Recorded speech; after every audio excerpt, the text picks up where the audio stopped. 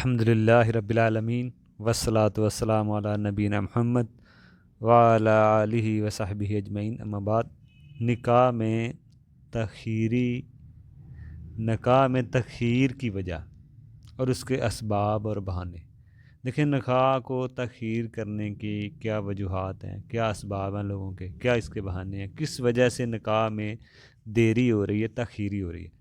دیکھیں، سب سے پہلے بڑی وجہ تو یہ ہے کہ لوگ کہتے ہیں کہ انسان، بندہ، بیٹا ابھی اپنے پاؤں پہ کھڑا جب تک نہیں ہوتا ہم اس کی شادی نہیں کریں گے۔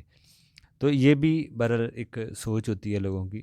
سب سے پہلی بات میں بتا دوں کہ اس میں زیادہ تر ہم فقہی مسائل دیکھیں گے، دلائل سے ہم کم ہی ذکر کریں، ساتھ ساتھ دلائل بھی آئیں گے لیکن کم آئیں گے، مسائل پہ زیادہ ہماری گفتگو ہوتی ہے۔ اچھا دیکھیں، اپنے پاؤں پہ کھڑے ہونے کا کیا مطلب ہے؟ ٹھیک ہے نا، یہ ہر کسی کی اکثر بات ہوتی ہے۔ دیکھیں، اگر ہم حدیث کی طرف دیکھیں، نبی علیہ السلام نے فرمایا کہ نبی علیہ السلام کے دور میں ایک شخص آیا اور سمجھ لیں، صحیح بخاری کی حدیث ہے، اس کے پاس کچھ بھی نہیں تھا۔ سمجھ لیں کہ اس کے پاس حق مہر کے لیے انگوٹھی ہوتی ہے دینے کے لیے۔ نبی علیہ السلام نے فرمایا کہ حق مہر کے لیے ایک انگوٹھی تک ہی لے آؤ تو وہ آپ کا حق مہر بن سکتا ہے، ٹھیک ہے نا۔ تو انگوٹھی تک نہ ملی ان کو حق مہر کے لیے، حق مہر میں دینے کے لیے، ٹھیک ہے نا۔ تو یہ آپ اب اس سے اندازہ لگائیں کہ اس کے پاس اس کا جو کپڑا اس نے پہنا وہی ہے۔ تو آج اگر ہم دیکھیں، سمجھیں کہ اگر کس کے پاس کچھ بھی نہیں ہے تو شاید اس کی شادی نہیں ہو، لیکن نبی علیہ السلام دور کے ایسے لوگوں کو بھی شادی ہوئی ہے جن کے پاس کچھ بھی نہیں تھا۔ تو اس لیے پیسہ اس میں شرط نہیں ہے، ہو بھی سکتا ہے، دیکھا بھی جائے گا کوئی کمانے والا طاقت اس کی ہے کہ نہیں، جاری بات ہے، کوئی بیٹی دے رہا ہے وہ تو دیکھے گا ہی، لیکن یہ ہے کہ اصل وہ دینداری کو آگے رکھتے تھے، پیسے کو نہیں۔ ہم پیسے کو آگے لے گئے ہیں، دینداری آخر میں دیکھتے ہیں۔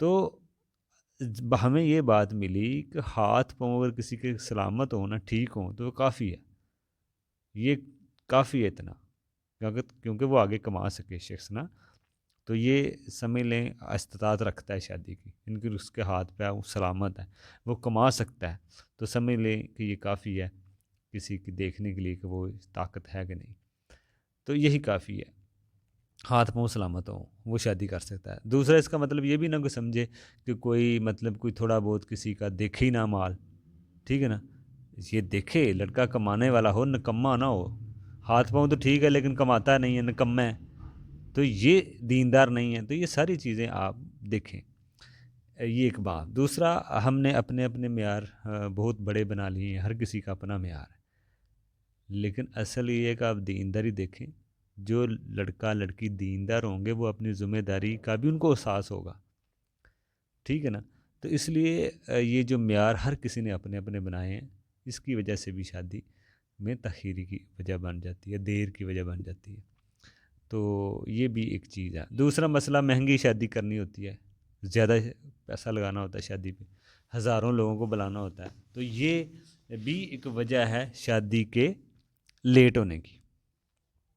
دیکھیں، اصل تو یہ ہے کہ شادی کو سادہ رکھیں، نبی علیہ السلام نے فرمایا اس کو آسان کریں، نکاح کو آسان کریں، زنا کو مشکل کریں۔ تو اگر آپ نکاح کو آسان نہیں کرتے، اس پہ ہر کوئی اپنے اپنے طریقوں کے حساب سے رسمیں رکھ کے، شادی کو خرچے رکھ کے مہنگے کیے ہوئے ہیں، تو پھر آپ ظاہری بات ہے نکاح سادہ کیسے ہوگا؟ اگر ہر کوئی اپنے اپنے حساب سے رسمیں نبھا رہا ہے، خرچہ کر رہا ہے بڑھ چڑھ کے، دیکھو دیکھی، تو شادی تاخیر یہ بھی ایک بڑی وجہ ہے شادی لیٹ ہونے کی۔ دوسرا مسئلہ، بعض اوقات لوگ لڑکی والے دیکھتے ہیں کہ لڑکے کی جو 1 لاکھ 2 لاکھ تنخواہ ہونی چاہیے، یہ لڑکی والے بعض اوقات یہ بھی دیکھتے ہیں، اس کی بھی ایک وجہ ہے تاخیر ہونے کی کہ لڑکے کی کم از کم تنخواہ 1 لاکھ 2 لاکھ 3 لاکھ ہونی چاہیے۔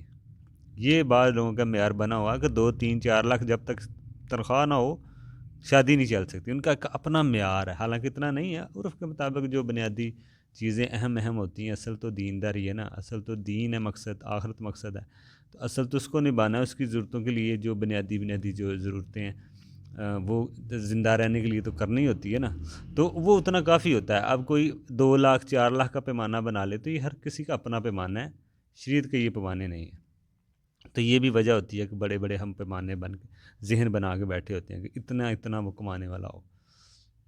حالانکہ بنیادی ضروریات پوری کرنا کافی ہوتا ہے۔ نبی علیہ السلام کی حدیث ہے کہ جو شادی میں تاخیر، اگر کسی کی شادی میں تاخیر ہے وہ روزے رکھے، ٹھیک ہے نا۔ تو یہ ان مردوں کے لیے ہے کہ جو ابھی جن کی تاخیر ہے، کیونکہ جب روزہ رکھے گا تو وہ بہت ساری ایسی چیزوں سے بچے گا جو غیر شرعی ہیں، جس کی طرف انسان جا سکتا ہے۔ دوسرا مسئلہ کہ شادی میں بنیادی خرچے جو اٹھا سکتا ہے وہ شادی کر سکتا ہے، ٹھیک ہے نا۔ بنیادی خرچے میں نے پہلے کہا کہ یہ جو عرف کے مطابق ہوتے ہیں، ہر کسی کا اپنا اپنا پیمانوں کے حساب سے عرف کے مطابق اس کو ہم بنیادی خرچے کہیں گے۔ اور آگے بھی ہیں کچھ اسباب، کچھ بہانے، کچھ وجہ شادی کے تاخیر ہونے کی، وہ بھی ہم دیکھیں گے انشاءاللہ۔ السلام علیکم۔